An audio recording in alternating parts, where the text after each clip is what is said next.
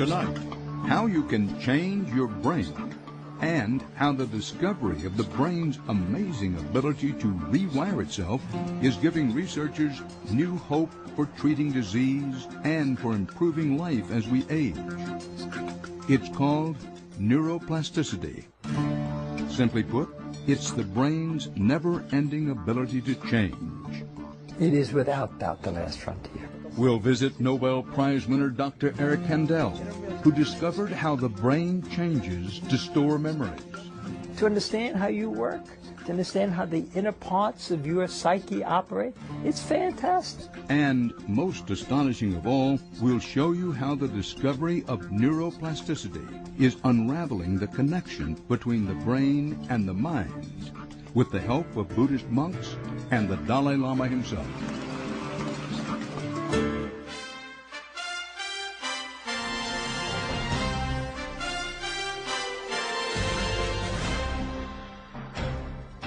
Good evening from Dharamsala, India, home to one of the world's most revered spiritual and philosophical leaders, His Holiness the 14th Dalai Lama.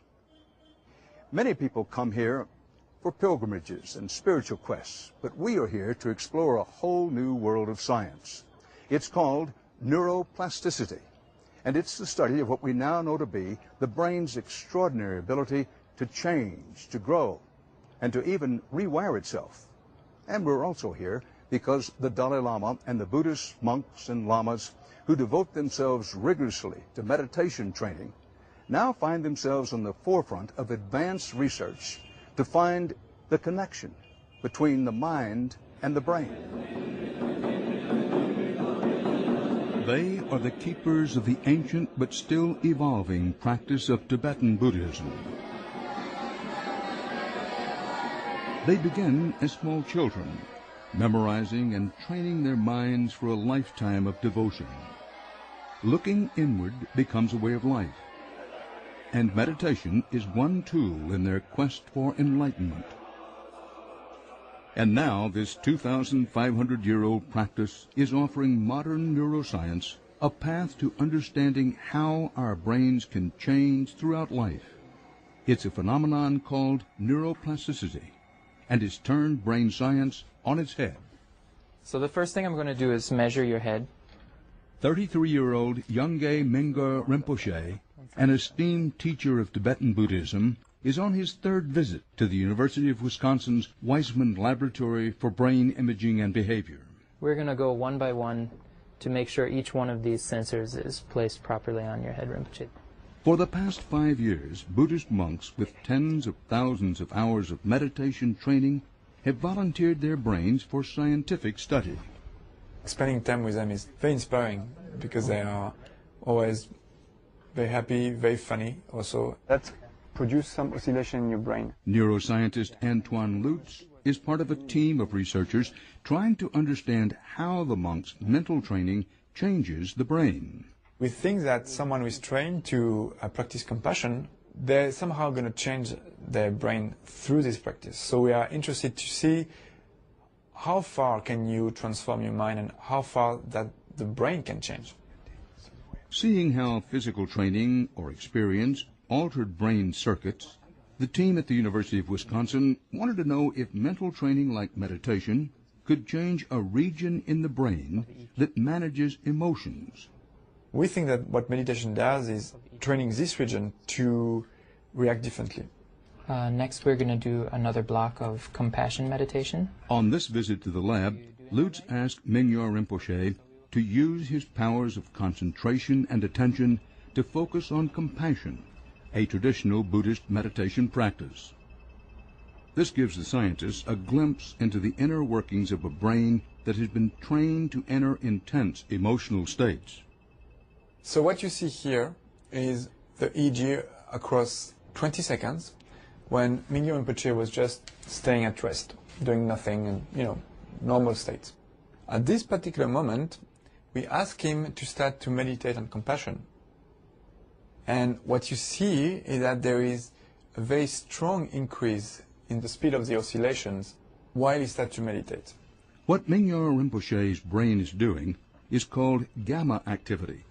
All brains do it, but very rarely at this level. Okay, Rinpoche, that's the end of that block. The fact that the monks' brains remain in this state, even after they stop meditating, is an example of neuroplastic change.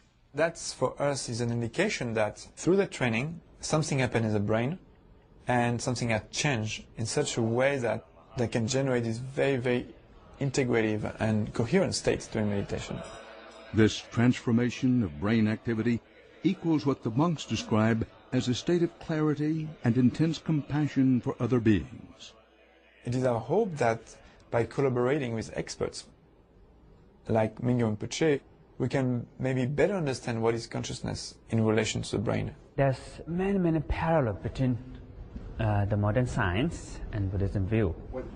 For Mingyur Rinpoche, collaborating with Lutz has shown him how his thinking, his meditation practice, actually transforms the brain.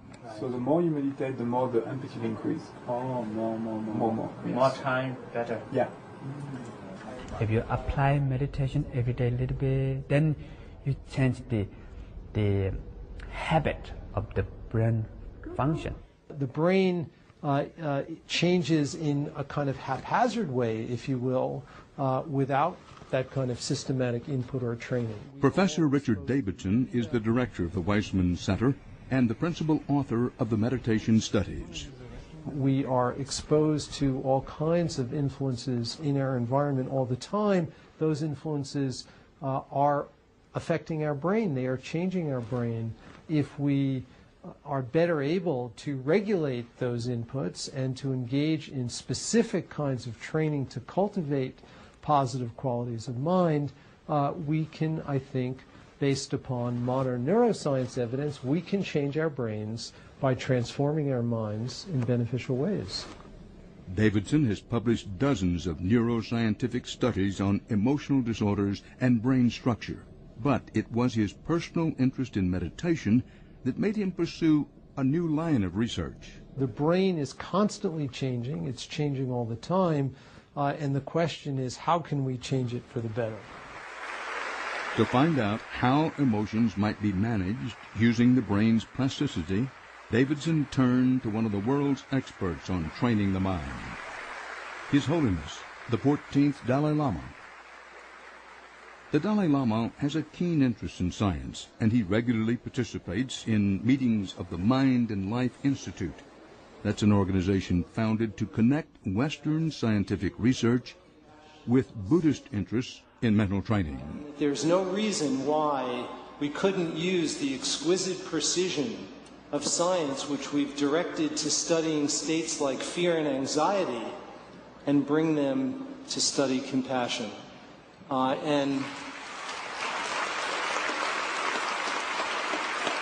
Davidson began his ongoing conversations with the Dalai Lama 16 years ago. It was at that meeting in 1992 that I made a commitment to him as well as to myself that I was going to now come out of the closet, so to speak, with my interests in meditation. Hearing a scientist mention meditation matched the Dalai Lama's growing awareness of the discovery of neuroplasticity. With his lifelong curiosity about science and a Buddhist philosophy centered on training the mind, the Dalai Lama took notice of what was then this new science 20 years ago. He invited a group of scientists here to his home in exile to talk about it. From that first meeting grew a regular interchange between Buddhism and brain scientists. We will be discussing neuroplasticity, which refers to the brain's capacity to change. At a Mind and Life meeting at the Dalai Lama's home in Dharamsala in 2004, Davidson presented the paper into the mainstream. This is in manuscript form. Richie Davidson's studies have now been published in the most respected science journals, and I would certainly say that even 5 years ago, that would have been a tough slog. Newsweek senior editor Sharon Begley had been following the breakthroughs in neuroplasticity research for several years when she managed an invitation to the meeting in Dharamsala. Was it at all strange or surprising to you that the scientists and the Dalai Lama would get along this well? They were both hoping to get something from the other. the Dalai Lama was interested in establishing Buddhism as a modern faith, one that is open to science. The scientists, for their part, need the Buddhist scholars to volunteer for their experiments. They need the Buddhist scholars who have 10,000 hours of meditation under their robes, as it were, to come into the labs and to lay down in the fMRI machine and have their brains scanned. The monks who come to Davidson's lab are willing to spend hours in the tubes of the giant fMRI machines at the direct request of the Dalai Lama himself.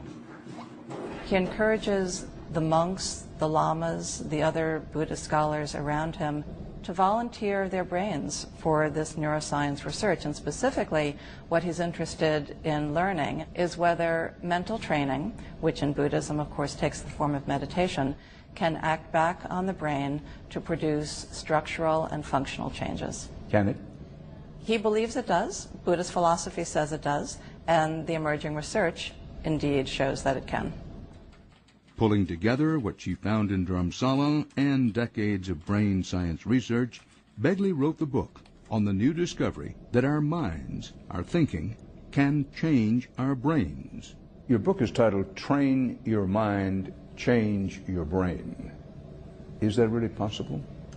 I think it is possible, and by training your mind, what I mean is if you choose to engage in meditation, then the research emanating from Richie Davidson's lab at Wisconsin does show that you can achieve things such as, for instance, switching activity in the region just behind your forehead. Meditation can indeed cause that shift. It can cause you to shift activity toward the left side, which again correlated with contentment. That activity and neuroplastic change was invisible until the development of the relatively new high-tech tools of neuroscience. Until they could see the functions of a living brain, scientists were convinced the brain stopped developing in early childhood. But the more they looked, the more a new picture emerged. They began to see how the mind acts back on the brain. And using those tools, Davidson is even looking at how meditation might alter the circuits that control our basic level of happiness. Very good? Yeah. Oh, you like it? The brain mechanisms that are associated with happiness are themselves changeable. They are among the most plastic circuits in the brain that are transformable through experience.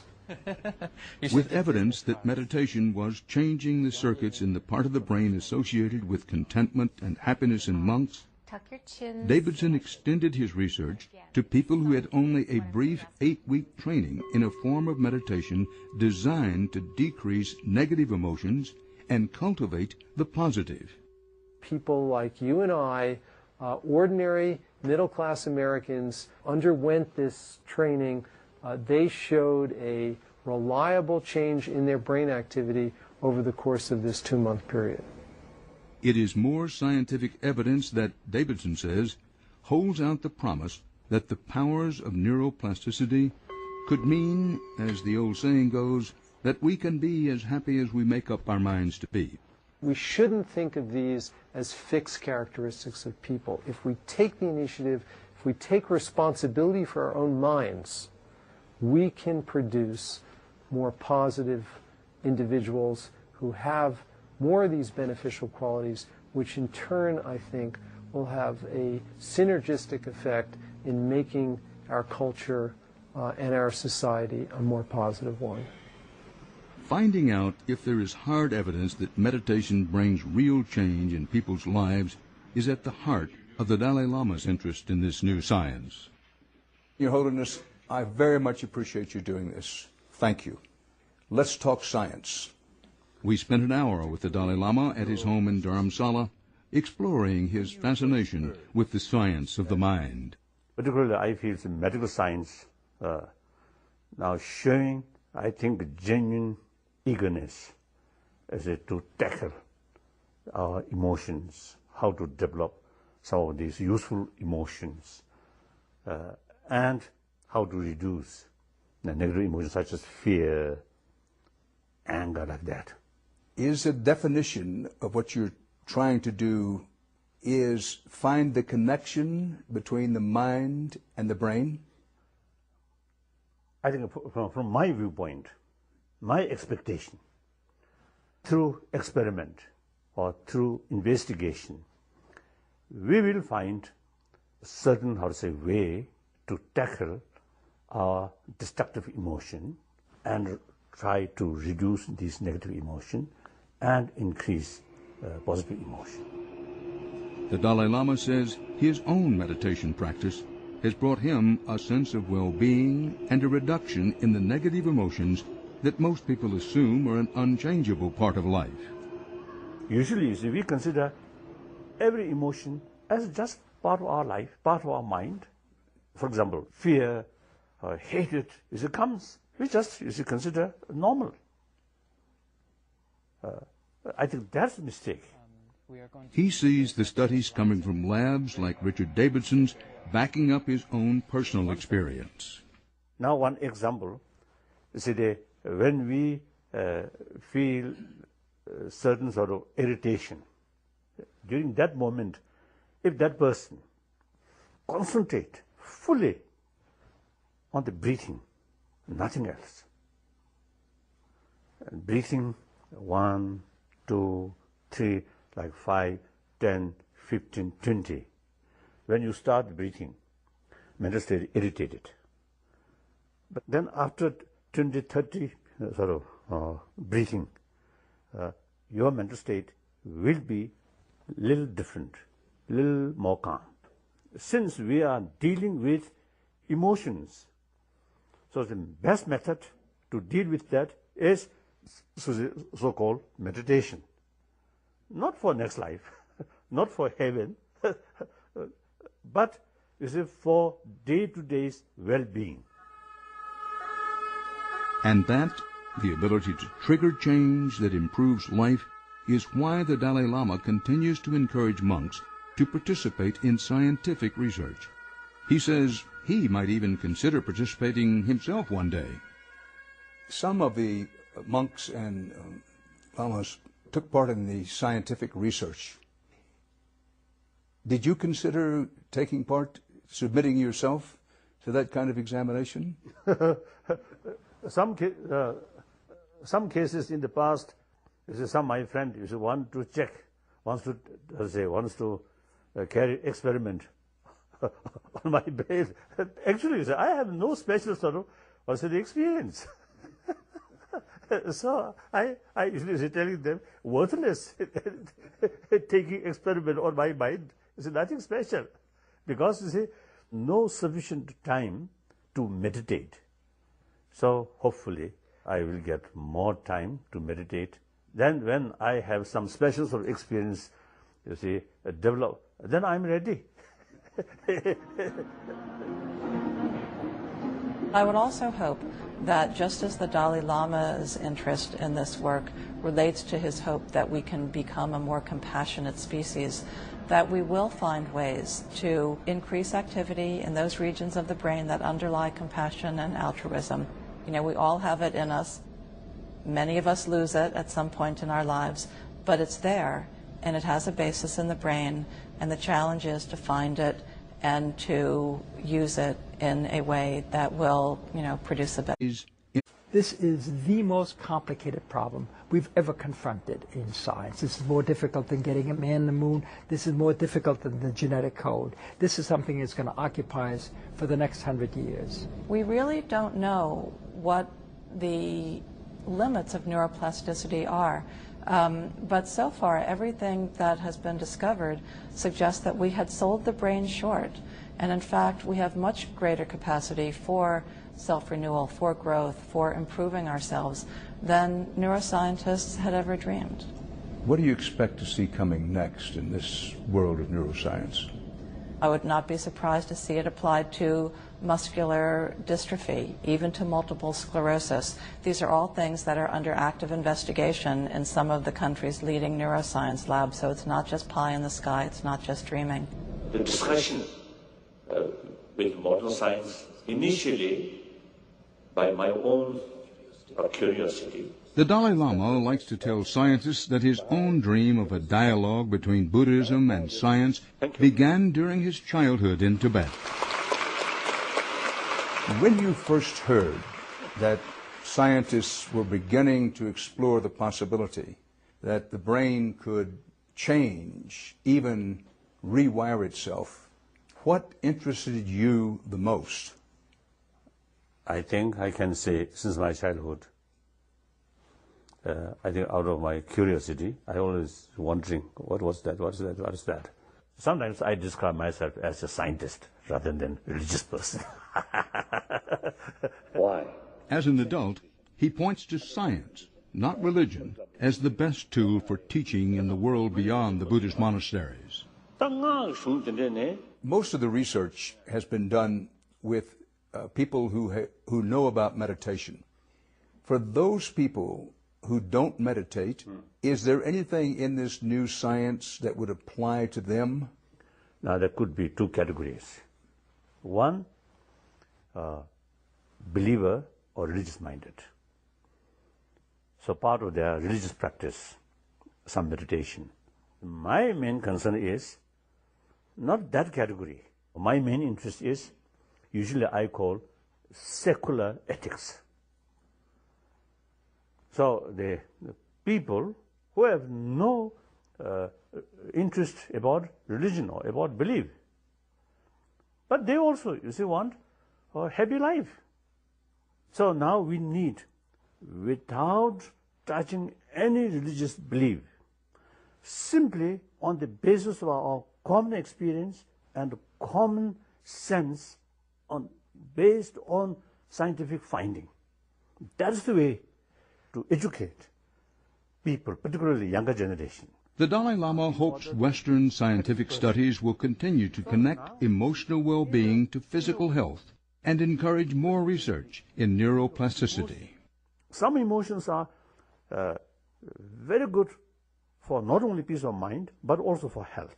Some emotions are very, very bad for our health. So therefore, with these sort of, I'd say, the fact, we can educate more people. For the Dalai Lama, the value of studying the mind carries over from his religious life to his role as Tibet in exile's political leader. Most of the world knows that you have great difficulty with China. You have said if you meditate, if you bring a warm-heartedness, a desire for peace, nonviolence, those things, that you will be happier. But my question is, does it work when you are facing an overwhelming power such as China? Now here, I think that meditation on compassion, not necessarily direct effect. Action is more important than meditation. However, on individual level, the meditation on compassion is very, very helpful to keep one's own peace of mind. The Dalai Lama says he wants scientists to explain how meditation works as a way to find out if the real-life experiences of Tibetan Buddhists could benefit the rest of the world. Now here is one example. One Tibetan monk who since 59 then till late 70 he remained in Chinese Gulag. About 18 years he in Chinese prison. Early 80, now he come to India, and he told me a few occasions he faced some danger. Then I asked, what kind of danger? And he told me, danger of losing compassion towards Chinese. So he considered it is very, very important to keep compassion towards even your enemy. So that helps immensely about his peace of mind. So one occasion, our meeting with scientists, now this subject or this story will come in our conversation. So they want to interview some of those ex-prisoners. They found these Tibetan who spent many years in Chinese Gulag always with fear of death. In spite that their mental state is extraordinarily calm, healthy, they say. So the practice of compassion is very, very helpful to keep one's own mental function more normal. Your Holiness, you've been very patient with me, and I appreciate it. What's next for you? Are you going to take a professorship in science? They tell me you're studying for a doctorate in quantum physics now. True? I got some lessons when I listen very carefully when they explain about quantum physics. When I listen, seems I got something. But as soon as that lesson finished, nothing left in my mind. So therefore, I have keen interest about that, but seems hopeless student. Thank you so much, Your Holiness. Thank you. Thank you. Thank you. Thank you. Thank you so much. For Western science, the breakthrough technologies that now allow us to look inside the brain are bringing us extraordinary discoveries. But still, no one can answer the question the Dalai Lama posed. Can training our minds, our thoughts, our emotions, our memories, actually change our brain? Now, in Buddhist monks with years of practice, meditation can produce physical changes. But what are those